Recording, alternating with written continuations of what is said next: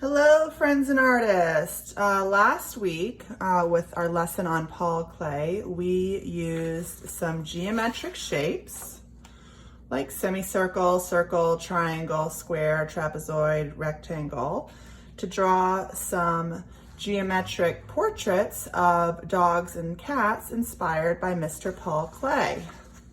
There's a nice dog and a lovely little cat.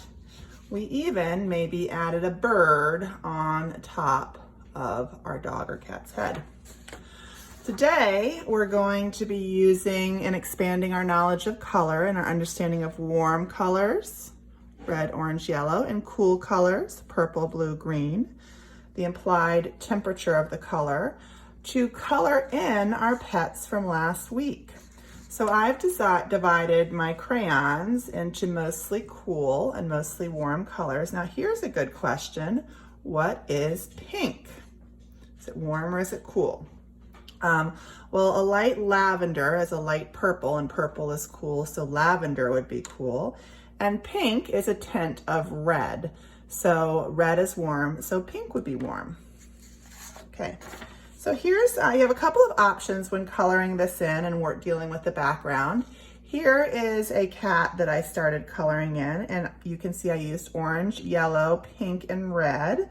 So I've used cool colors for this cat. And I have mostly colored in each of my shapes one whole color.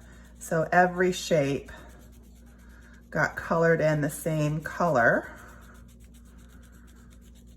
instead of using multiple shapes. And I use mostly warm colors. I still have some decisions to make with this cat, like what color to make the eyes and what color to make the collar.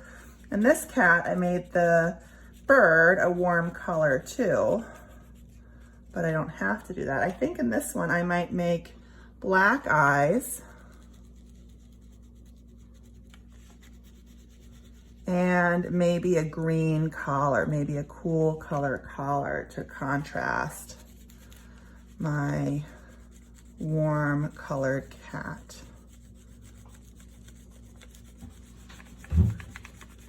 I really love how it came out on the paper bag, and I don't even think I'm going to do anything to the background on this because I really like the brown background. So there's one. This is a cool colored dog, green, blue, purple, and blue. And maybe I'll make some nice yellow eyes on this dog. So use a warm color. And maybe I'll repeat this orange bird with an orange collar.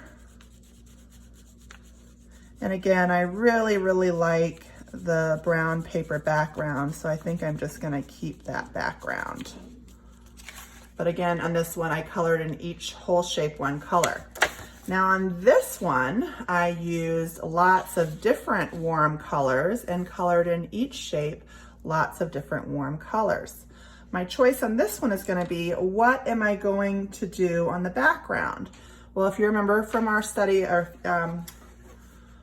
if you remember doing anything with texture yet, I know first graders who go to Pennell and Coburn have done some texture. I can put something that has a texture like this placemat underneath my work. I can have a crayon without any paper. I can lay the crayon down on its side, night-night crayon, and I can rub the crayon and the texture of the placemat will come through. And I chose a cool colored background for this dog. So that's one option. I could color it in. I could color it in without any texture underneath it. But you'll see I'm kind of getting like lines from the texture of the placemat.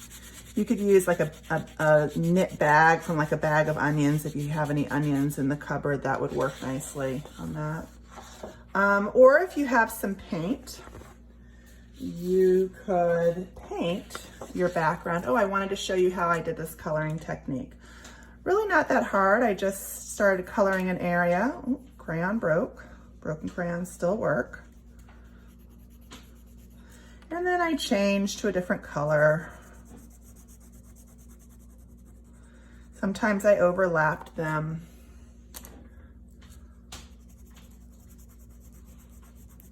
So I use lots of different warm colors all in one shape. So that's an option too.